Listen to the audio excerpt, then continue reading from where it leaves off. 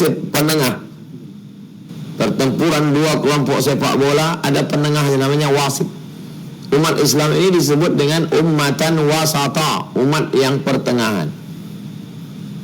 Dia tidak berpihak ke kanan, dia tidak berpihak ke kiri. La ifrat wala tafrid. Dia tidak menyiksa dirinya dengan tidak makan, dan dia juga tidak memperturutkan hawa nafsunya dengan memakan semua yang ada di atas muka bumi.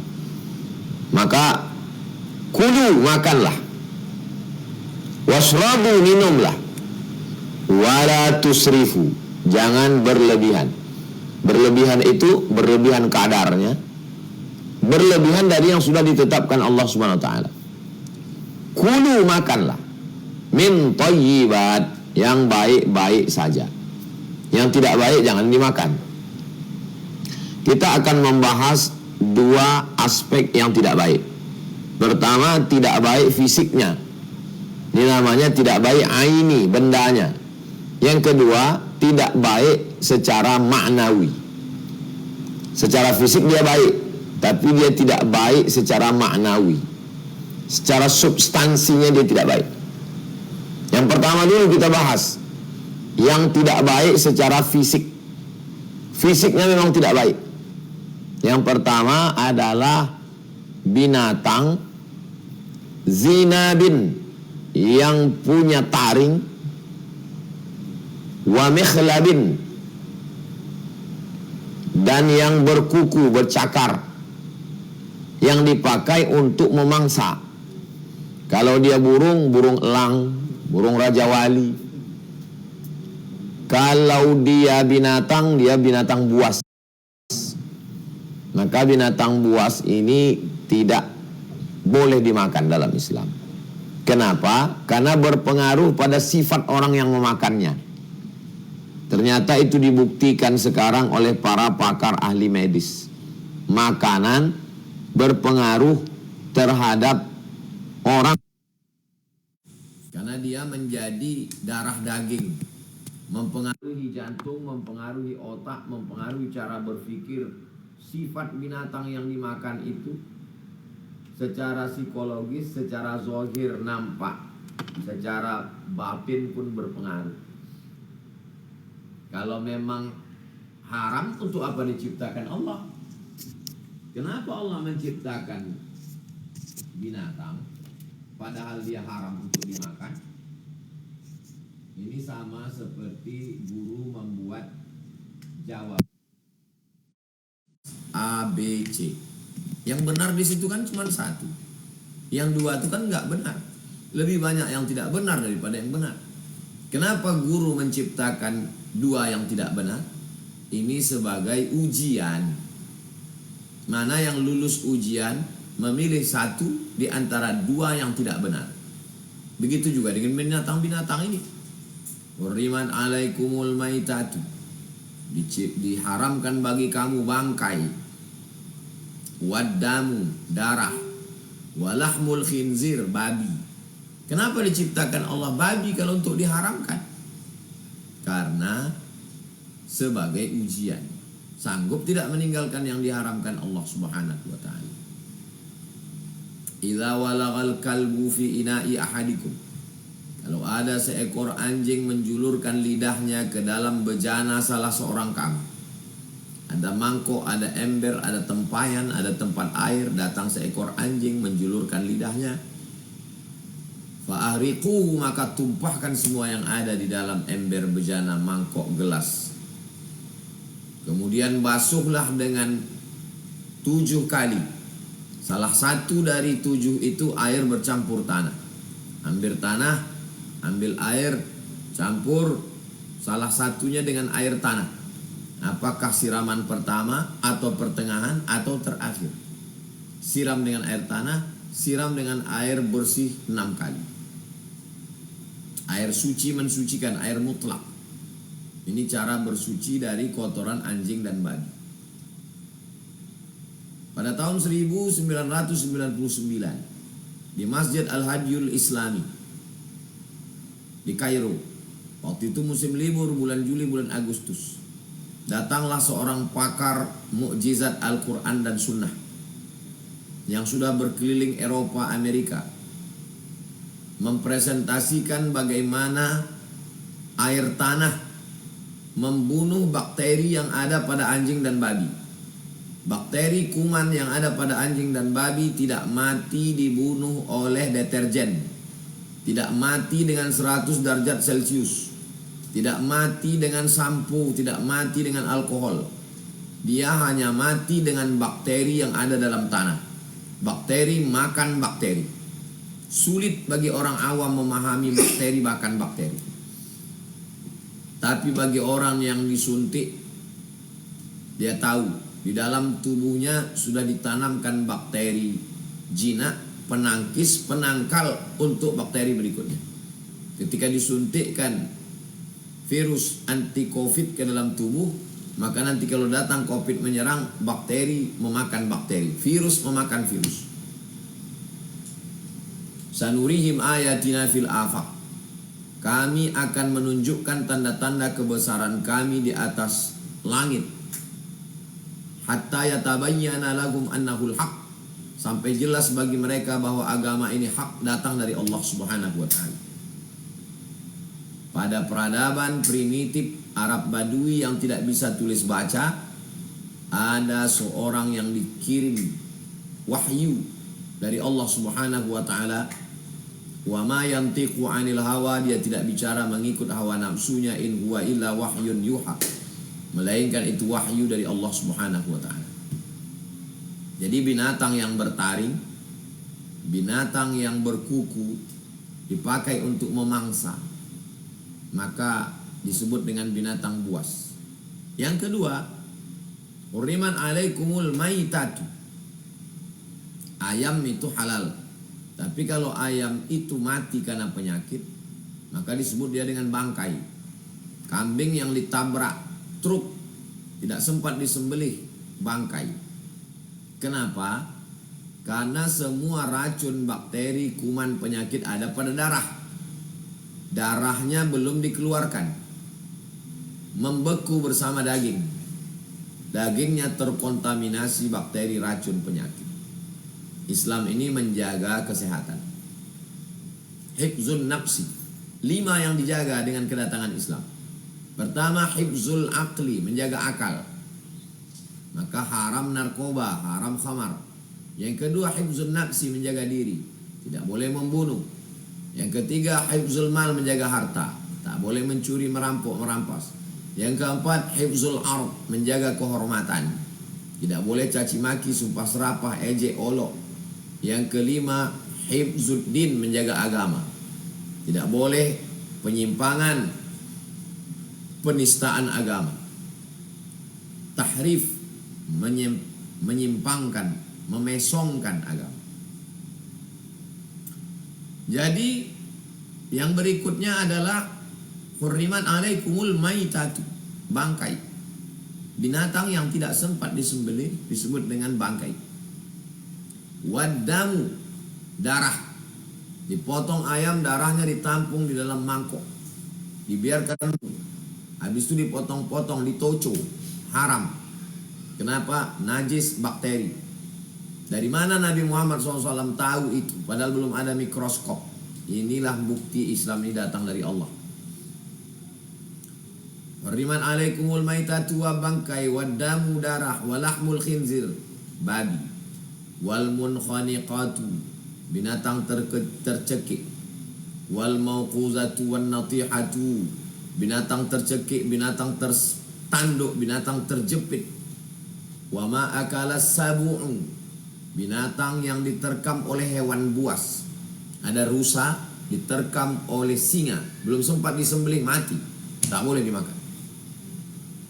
Wa ma zubiha 'alan nusubi, binatang yang disembelih untuk berhala, darahnya keluar, tapi dia tidak disembelih atas nama Allah, karena dia disembelih sebagai persembahan untuk patung, untuk berhala-berhala, maka haram dimakan. Jadi ada yang zahirnya, ada yang maknawinya. Begitulah Allah Subhanahu wa taala menjaga kita dari makanan. Karena ketika yang kita makan ini kotor, sepiring makanan kotor, baik bendanya atau maknawinya, lalu kemudian dia berubah menjadi setetes darah. Setetes darah tadi masuk ke dalam jantung. Dari jantung dia mengalir ke otak. Darah dari jantung naik membawa oksigen ke otak. Otak ini berpikir, kenapa pikiran orang kotor? Gara-gara makan kotor. Makan bangkai, makan anjing, makan babi, makan binatang berbisa. Wa yuharrimu alaihimul khaba'is. Diharamkan bagi mereka yang menjijikkan. Menjijikkan. Maka binatang yang menjijikkan dalam Islam haram dimakan. Sekarang banyak sekali channel-channel YouTube.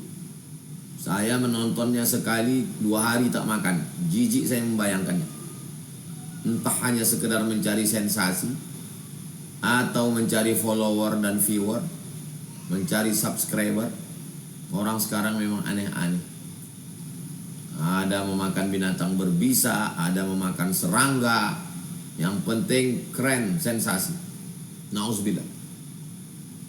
Kelompok pertama sudah kita bahas, haram karena bendanya. Yang kedua, bendanya halal. Ayam yang sudah dipotong, kambing yang sudah dipotong, ikan yang dimasak, bendanya halal. Tapi didapatkan dengan cara haram. Nah, ini yang disebut dengan ma'nawi. Bukan aini, bukan bendanya.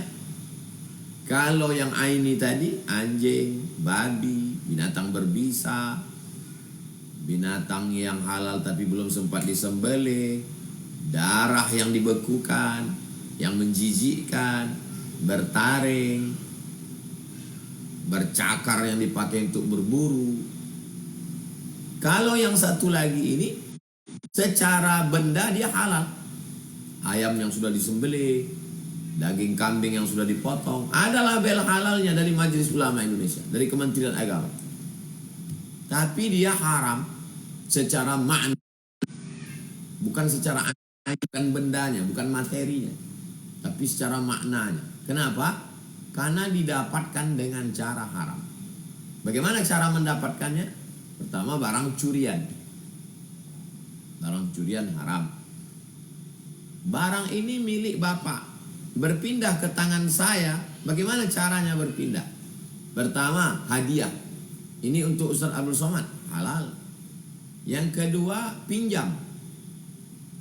Oke, saya pinjam, nanti saya bayar, halal. Yang ketiga, sedekah. Yang keempat, ini sebagai bagi hasil. Kambing diberikan ke saya waktu kecil, setelah besar kita potong bagi 2. Nah, ini bagi hasil dengan kesepakatan antara din, sama-sama ridho. 5, jual beli. Saya jual kambing ini 1 ekor 2,5 juta tunai, saya beli. Bagaimana dia bisa berpindah tangan? Dengan cara curi, haram. Yang kedua, dibeli dengan uang sogok. La'ana Rasulullah SAW ar-rashi wal murtashi. Nabi SAW melaknat orang yang menyogok dan menerima sogok. Mau masuk kerja, sogok 100 juta, duit haram, dibawa pulang ke rumah, dibagi-bagi 21 orang. Istri membelikannya beras, berasnya haram. Belikan ke ayam, ayamnya haram. Beras kan halal, aini bendanya halal, tapi dibeli dengan cara haram. Yang ketiga, riba. Pinjam uang 100 juta, bayar 120, yang 20 itu riba. Lalu kemudian uang riba tadi dibelikan ke nasi bungkus, haram. Yang keempat, judi. Kumpul duit, kumpul duit, kumpul duit, kumpul duit, kumpul duit, kumpul duit. Lalu kemudian diadakan lomba mancing. Satu kolam ikannya cuma 3 ekor. Yang ikut mancing 100 orang. Pesertanya iuran 1 juta satu orang. Hadiah juara pertama 60 juta. Juara kedua 30, juara ketiga 10. 3 orang cuma yang dapat 100 juta. Yang lain lagi itu 97 apa judi. Duit judi ini dipakai untuk beli bubur kacang hijau, buburnya halal. Menjadi haram karena maknawi, bukan bendanya. Kau makan haram, enggak haram. Bubur kacang hijau mana haram? Bubur jagung mana haram? Tapi dibeli dengan uang haram. Jadi 2 jenis. Pertama bendanya, kedua cara mendapatkannya. Dua-duanya haram. Benda dan cara mendapatkan yang haram ini berubah menjadi darah. Darahnya masuk ke dalam jantung. Dari jantung naik ke atas otak. Otak memerintahkan mata, otak memerintahkan telinga, otak memerintahkan hidung, otak memerintahkan lidah, otak memerintahkan tangan, otak memerintahkan kaki. Kata otak, langkahkan ke yang haram. Kata otak, tengok yang haram. Kata otak, dengarkan yang haram. Inilah efek makanan haram. Dijelaskan itu dalam Quran. Nausiatin, ubun-ubun. Kazibatin, pembohong. Khotiatin, pelaku dosa. Yang melakukan dosa kan mata. Yang melakukan dosa kan kaki. Yang melakukan dosa kan lidah. Yang melakukan dosa kan kemaluan. Kenapa yang dikatakan yang melakukan dosa itu nausiatin, ubun-ubun? Karena ternyata darah dari jantung naik ke otak. Otak bagian depan ini yang memerintahkan. Maka jangan kasih anak makan korupsi. Jangan kasih anak makan sogo. Karena merusak otak anak. Yang kedua, ayyuma lahmin, setiap daging di badan. Satu piring nasi berubah menjadi segumpal darah. Darahnya jadi daging. Ayyuma lahmin, setiap daging di badan. Nabata min haramin, kalau dia tumbuh dari yang haram. Fannaru aulabi, tempatnya api neraka. Berapa berat kita? 60 kilo. Ternyata 30 kilo dari yang haram. Maka dibakarlah 30 kilo itu, dihancurkan dalam api neraka. Padahal kita berdoa siang malam, Rabbana atina fid dunya hasanah wa fil akhirati hasanah wa qina azabannar wa qina azabannar wa qina azabannar. Allahumma ajirna minan nar. Selamatkan dari api neraka. Tapi ternyata badannya santapan api neraka. Gara-gara apa? Waquduhan nas, bahan bakar api neraka itu nas, manusia. Manusia yang mana? Manusia yang ingkar, yang kafir. Manusia yang makan haram. Wal hijarah, batu-batu berhala berubah menjadi bahan bakar api neraka. Yang ketiga, rajulun, ada seorang laki-laki, ash'as, rambutnya kusut, aghbar, berdebu. Yamuddu yadahu ila sama, tangannya dia angkat ke langit. Dia berdoa, ya Rab, ya Rab, ya Allah. Doanya tak dikabulkan Allah. Kenapa doanya tidak dikabulkan Allah? Mat'amuhu haram, makanannya haram. Mashrabuhu haram, minumannya haram. Malbasuhu haram, pakaiannya haram. Anna yustajabulah, apakah mungkin doanya dikabulkan Allah? Tidak mungkin doa dikabulkan Allah karena makan haram. Tak mungkin doa dikabulkan Allah karena makan haram. Lidah yang dipakai untuk makan haram dipakai berdoa untuk minta, Allah tidak kabulkan. Anna yustajabulah, apakah mungkin doanya dikabulkan Allah subhanahu wa ta'ala? Singgah di api neraka, otak membisikkan yang haram, lidah tak dikabulkan Allah subhanahu wa ta'ala. Maka ini semua adalah azab bagi mereka yang memakan haram. Makanan haram merusak cara hidup manusia. Ada orang disuruh pilih 3 dosa. Yang pertama membunuh, yang kedua memperkosa, yang ketiga minum khamar. Membunuh berat. Nah, kalau gitu jangan bunuh. Berzina juga berat, jangan berzina. Yang paling ringan minum khamar.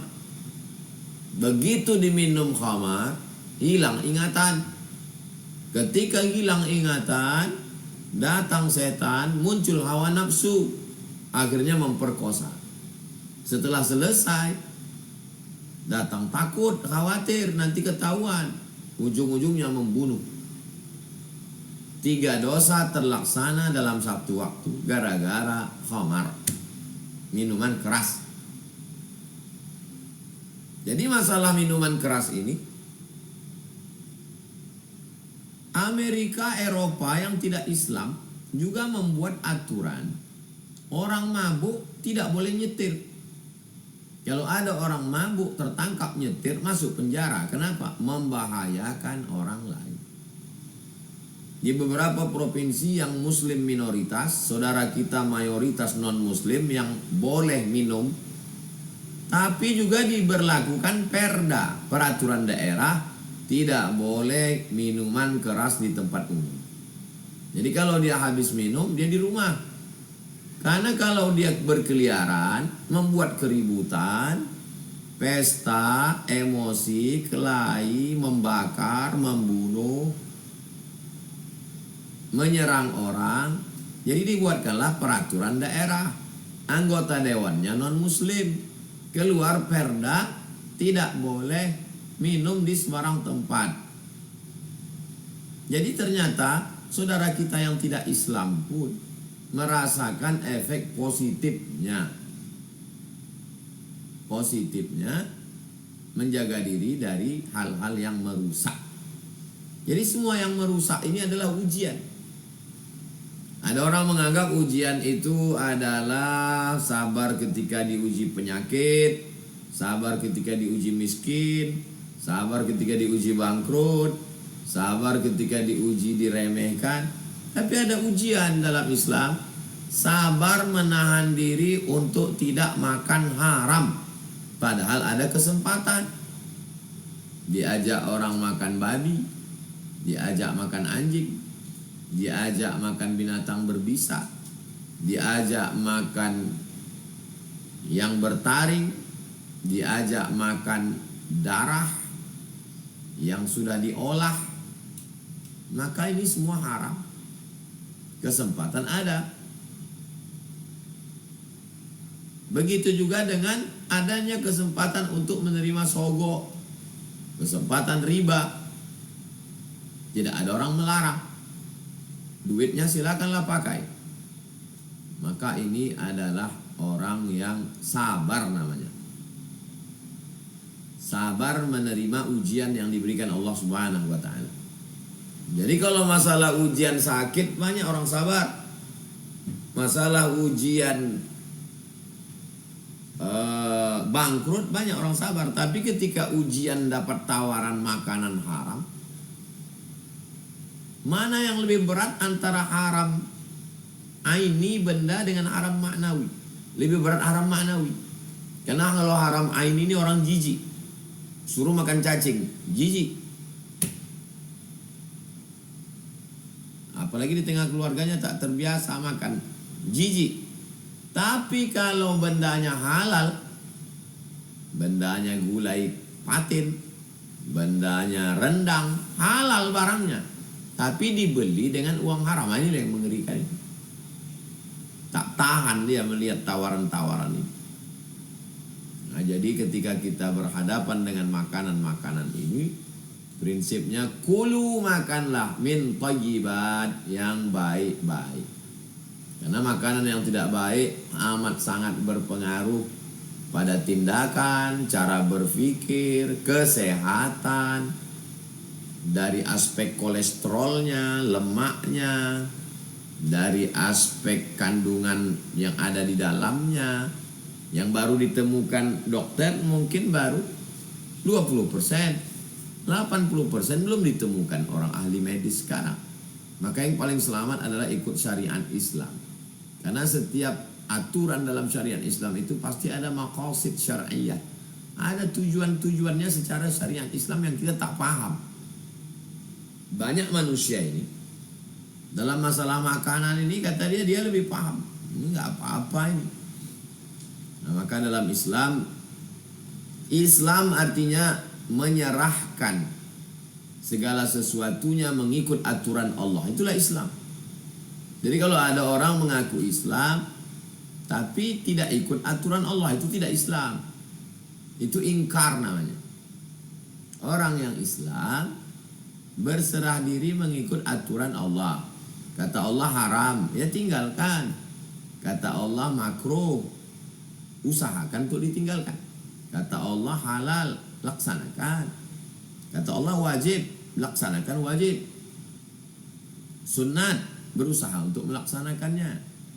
Nah, ini semua aturan yang dibuat dalam kehidupan. Jangan sampai hidup ini gak ada aturan. Hidup saya, ngapain saya diatur oleh agama? Lah, main sepak bola aja ada aturannya. Ada handball, ada outside, ada tiang gawang, ada kartu kuning, ada kartu merah. Main-main aja ada aturan. Main gaplek, main trup aja ada aturannya.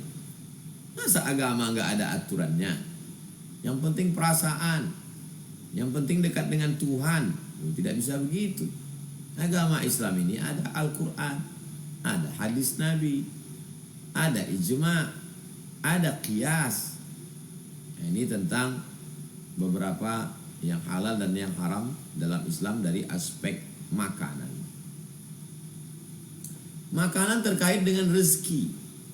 Betapa Allah SWT memberikan rezeki. Rezeki tak ada yang tahu. Kita hanya disuruh mencari ikan. Ikan apa yang datang itu urusan Allah. Kita hanya disuruh menyiapkan pancingnya, menyiapkan sampannya, menyiapkan talinya, menyiapkan umpannya, cacing, katak, udang. Pergilah ke tengah laut, masukkan ke dalam. Ikan apa yang datang itu urusan Allah Subhanahu wa ta'ala. Kita berusaha mencari yang halal. Setelah dapat yang halal, lalu kemudian dimasak, dicuci bersih, dimakan dengan baca doa Allahumma barik lana. Makanan itu yang diambil adalah berkahnya. Allahumma barik lana, ya Allah berikan berkah kepada kami. Fima razaqtana, atas rezeki yang sudah kau berikan. Banyak dapat rezeki tapi tak semua dapat berkah. Kita mau rezekinya berkah. Allahumma barik lana fima razaqtana wa qina azabannar. Orang menikah itu ingin istrinya berkah. Barakallahu lakum wa baraka alaikum wa jama'a bainakum fi khair. Orang yang punya anak itu ingin anaknya berkah. Barakallahu laka fil mawhub wa syakartal wahib wa ruzqta birrahmu bala wa asyuddan. Jadi hidup ini yang dicari adalah berkah. Kata orang kita berkah, diambil dari bahasa Arab barokah. Kalau banyak barokat. Maka ketika kita bertemu, kita mintakan berkah makananmu, berkah jantungmu, berkah otakmu, berkah badanmu, berkah hatimu. Assalamualaikum warahmatullahi wabarakatuh. Berkah, berkah, berkah. Orang yang makan haram, dia tidak dapat berkah dari makanan. Tidur jam 10, badan sehat. Bangun-bangun jam 5.30. Kenapa tidak tahajud? Di antara sebabnya adalah makan subhat. Bukan makan haram. Makan subhat yang samar-samar. Innal halala bayyinun, yang halal itu jelas. Wa innal harama bayyinun, yang haram juga jelas. Wa bainahuma umurun mustabihat, di antara yang halal dan yang haram ada yang samar-samar. Famanit taqas syubhati faqad istabra'a li'irdihi wa dinihi. Siapa yang menjaga dirinya dari yang subhat, abu-abu, samar-samar, dia sudah menjaga dirinya, agamanya, kehormatannya. Jangan dekati yang abu-abu. Jauhi. Yang hitam jelas, yang putih jelas. Hitam jauhi, abu-abu, nah ini yang bahaya. Orang terjungkal itu karena kerikil kecil. Orang terjatuh itu karena kulit pisang. Orang terperosok karena dianggap tidak lubang. Kalau lubang besar udah jelas, insya Allah selamat dia. Jadi kita berusaha untuk menjaga diri dari yang syubhat-syubhat. Ada sesuatu yang kita tidak anggap azab padahal azab. Apa itu azab? Tidak menikmati khusyuknya sholat, tidak menikmati khusyuknya baca Quran, tidak menikmati khusyuknya tahajud, tidak menikmati indahnya bersedekah. Itu diantara azab. Azab itu sakit, azab itu bangkrut, azab itu demam, azab itu. Ada azab yang menurut kita bukan azab. Apa dia? Tidak merasakan nikmatnya munajat ketika sujud, tidak merasakan nikmatnya berzikir, tak merasakan nikmatnya bersolawat. Gara-gara apa? Gara-gara makan subhat. Makan subhat aja bisa hilang nikmat ibadah, apalagi makan haram. Jadi bagaimana kita menjaga diri, menjaga anak, menjaga istri dari yang haram-haram. Jadi tema malam ini Masya Allah tabarakallah, bagi yang sudah hijrah, hijrah sholatnya sudah alhamdulillah, hijrah puasanya juga sudah, hijrah umroh hajinya udah, hijrah zakat juga sudah, tapi hijrah menjaga diri dari makan haram. Enak betul martabaknya, kuasnya bulu anjing, haram. Ketika dibakar tarik 2, 3, 5, bakar pakai lilin, pakai mancis, tercium bau rambut terbakar. Bulu apa itu? Nah ini semua perlu. Alhamdulillah makanan-makanan kita diberi label, diperiksa apakah ini lulus atau tidak. Makanan halal. Rumah potong, perlu pengawasan rumah potong. Apakah sapi itu karena disumbatkan keran ke mulutnya sesak mati, supaya dagingnya berat, darahnya tak keluar, ditambah air. Apakah ayam yang kita makan itu betul-betul mati disembelih atau mati tertimpa karena menjelang subuh pasar sibuk hiruk pikuk, tukang potong campakkan, bahkan banyak potong langsung masuk ke tong air panas, dikupas langsung. Makanan apa yang sedang kita makan ini? Di Mesir beli ayam hidup, timbang, potong di situ, bersihkan, bukan ayam mati. Oke lah, karena waktu kita banyak ayam potong yang dibeli, ayam potong, tapi jelas yang motong siapa. Sudah ada pelatihan motong. Mungkin ayamnya dipotong benar, tapi cara motongnya perlu ada pelatihan motong. Uratnya berapa putus. Nah ini semua menjadi pikiran kita bersama.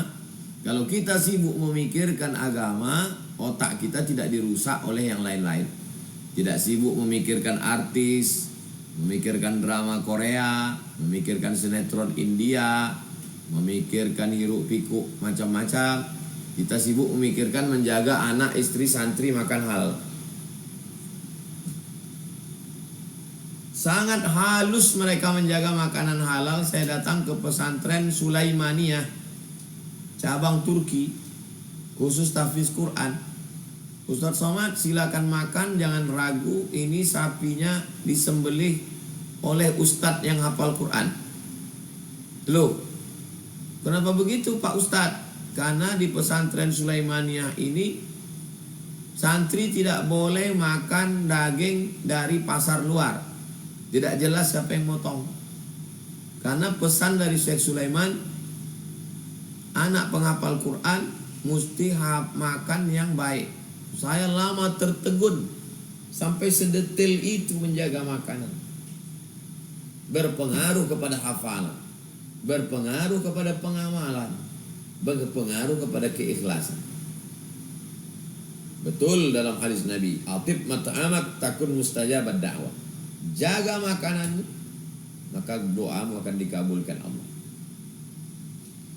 Itu sebagai pengantar dialog kita malam ini Bang Alvin. Sebagaimana biasa jam 20.40 Ini sudah lewat, saya kembalikan ke Bang Alvin Firdaus. Terima kasih. Wassalamualaikum warahmatullahi wabarakatuh. Waalaikumsalam warahmatullahi wabarakatuh. Assalamualaikum. Alhamdulillahirrahmanirrahim. Banyak sekali ilmu yang bisa kita dapatkan malam hari ini. Tadi saya sedikit mencatat bahwa di dunia ini ada dua golongan. Pertama hedonis, kedua asketis. Hedonis ini lebih kepada berlebihan terhadap dunia, semua dimakan gitu. Kalau yang asketis, orang yang benci, pelit dengan dunia. Kemudian makanan haram ini terkategori dengan dua. Pertama haram karena bendanya. Ya, contohnya seperti secara fisik binatang bertaring, binatang buas. Kemudian yang kedua bangkai, darah, anjing, babi dan lain sebagainya. Kemudian haram karena caranya. Jadi kalau makanannya halal tapi diperoleh dari cara yang tidak benar, maka tetap haram. Seperti misalnya dari barang curian, kemudian riba, judi, dan cara-cara yang tidak Allah ridhoi lainnya. Kemudian akibat-akibat makanan haram, Masya Allah, saya mencatat kurang lebih ada 4 poin. Pertama, kecenderungan otak atau tubuh kita itu akan melakukan maksiat. Yang kedua, diganjar dengan api neraka. Yang ketiga, ini yang ngeri, doa kita nggak terkabul-kabul, doa kita nggak mustajab. Dan yang keempat, makanan haram ini merusak cara hidup manusia, termasuk juga berdampak kepada kesehatan yang buruk. Jadi Ustaz juga menyampaikan bahwa hindari juga perkara-perkara yang syubhat atau samar-samar, dan kira bahwa itu azab adalah kita tidak merasakan nikmatnya ibadah. Nah, ini termasuk dampak syubhat bahkan ya, bukan haram. Oke, setelah ini Abang Kakak ya Bunda, alhamdulillah sudah masuk ke sesi tanya jawab. Tapi sebelum kita masuk ke sana, sesi tanya jawab, ada satu peluang amal soleh yang ingin saya bagikan. Ada program wakaf atas nama orang tua. Program ini dalam rangka untuk membangun pondok pesantren Az-Zahra, lokasinya di Rimbu Panjang, Kampar. Bagi Abang Kakak yang ingin ikut kontribusi, saya izin untuk menampilkan sebuah video. Kurang lebih ini video terkait dengan progres pembangunan hingga. Saya izin untuk memutarkan videonya. Assalamualaikum warahmatullahi wabarakatuh. Bapak, Ibu, Abang, Kakak, Adik, sahabat hijrah bersama UAS yang setiap hari Selasa malam Rabu kita jumpa. Ini progres terakhir petang hari Selasa malam Rabu menjelang maghrib. Nah, ini progres terakhir, lantai 1, lantai 2, lantai 3, satu lantainya 9 kamar. Nanti naik lagi lantai 4, lantai terakhir semuanya 36 kamar. Mari kita selesaikan. Di sini nanti anak santri akan menghafal Quran, baca kitab, belajar life skill, sholat, murojaah. Hadiahkan pahalanya untuk almarhum ayah, almarhumah ibu, keluarga. Kalau masih hidup panjang umurnya berkah. Kalau sudah meninggal dunia dilapangkan Allah kuburnya. Dan inilah bekal kita untuk mati menghadap Allah, mengalir semuanya. Yang lain tinggal habis seperti debu dihembus angin. Tapi bangunan kelas, bangunan asrama ini insya Allah kekal sampai hari kiamat. Berkah selalu.